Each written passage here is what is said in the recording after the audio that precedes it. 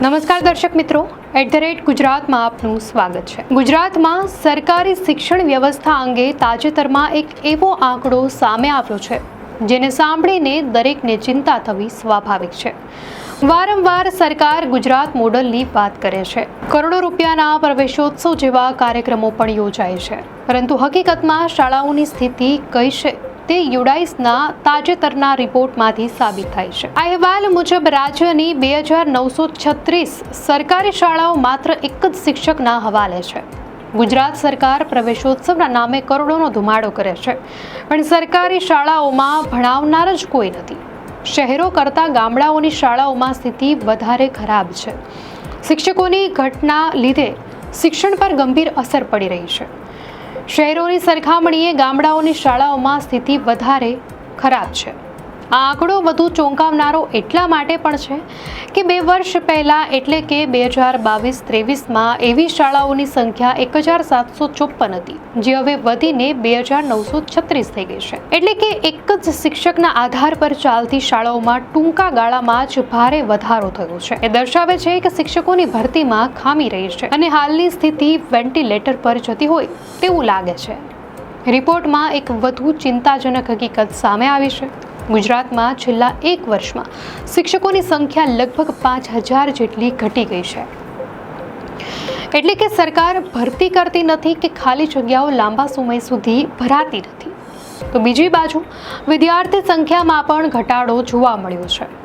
ધોરણ 1 થી 5માં જ્યાં 45,67,000 બાળકો ભણે છે, ત્યાં જ ધોરણ 11 અને 12 સુધી પહોંચતા વિદ્યાર્થીઓની સંખ્યા ઘટીને માત્ર 10,82,000 રહે છે। એટલે કે વચ્ચે ક્યાંક મોટા પ્રમાણમાં બાળકો ભણવાનું છોડે છે અથવા અન્ય વિકલ્પો તરફ વળી જાય છે। દર્શક મિત્રો, યુડાઇસના આંકડાઓ એક વધુ અજબ સ્થિતિ પણ દર્શાવે છે। ગુજરાતની 63 શાળાઓ એવી છે કે જ્યાં એક પણ વિદ્યાર્થીએ પ્રવેશ લીધો નથી, છતાં શાળાઓમાં 78 શિક્ષકો હાજર છે। એટલે ક્યાંક વિદ્યાર્થીઓ છે તો શિક્ષકો નથી અને ક્યાંક શિક્ષકો છે તો વિદ્યાર્થીઓ નથી। આ વિસંગતિ દર્શાવે છે કે શિક્ષણ વ્યવસ્થા સંતુલન ગુમાવી રહી છે। તો વિશેષજ્ઞોની ચિંતા એ છે કે આવી પરિસ્થિતિમાં અભ્યાસની ગુણવત્તા ઉપર ગંભીર અસર પડી શકે છે। એક જ શિક્ષક ધરાવતી શાળાઓના બાળકોને જરૂરી ધ્યાન નથી મળતું। એક જ શિક્ષક એક સાથે ધોરણ 1ના બાળકને અ આ ઈ શીખવાડે છે અને સાથે ધોરણ 8ના વિદ્યાર્થીઓને ગણિત ભણાવવાનો પ્રયાસ પણ કરે છે। તો એમાંથી અભ્યાસની ઊંડાણપૂર્વકની સમજ કેવી રીતે મળશે? આવી પેઢી પાછળ રહી જશે તો સીધી અસર રાજ્ય અને દેશના વિકાસ પર પડશે। આ આંકડાઓ સામે આવતા જ વિરોધ પક્ષ કોંગ્રેસે સરકારને આડે હાથ લીધી છે। યુડાઇસના રિપોર્ટ પર કોંગ્રેસના પ્રવક્તા મનીષ દોશીની પ્રતિક્રિયા પણ સામે આવી છે।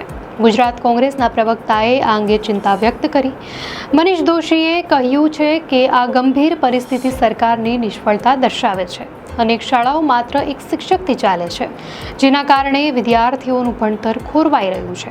તેમણે સ્પષ્ટ શબ્દોમાં સરકારને સત્વરે ભરતી શરૂ કરવાની માંગણી કરી છે। હવે સવાલો ઉઠવા લાગ્યા છે કે શું ગુજરાત સરકારને ખરેખર સરકારી શાળાઓને ચલાવવામાં રસ છે? શું સરકાર ઈચ્છે છે કે લોકો બાળકોને પ્રાઇવેટ શાળામાં જ ભણાવવા મજબૂર થાય? શું આ સતત વધતા ખાનગીકરણની નીતિનું પરિણામ છે? શું સરકાર પોતાના નેતાઓ દ્વારા ચલાવાતી શાળાઓમાં વધારે રસ લે છે અને સરકારી શાળાઓને અવગણે છે? એવો પણ એક સવાલ ઊભો થાય છે। અહીં એક તુલના પણ જરૂરી છે। ગુજરાતના પડોશી રાજ્યો જેમ કે રાજસ્થાન અને મધ્યપ્રદેશમાં સરકારી શાળાઓની સંખ્યા ગુજરાત કરતાં વધારે છે।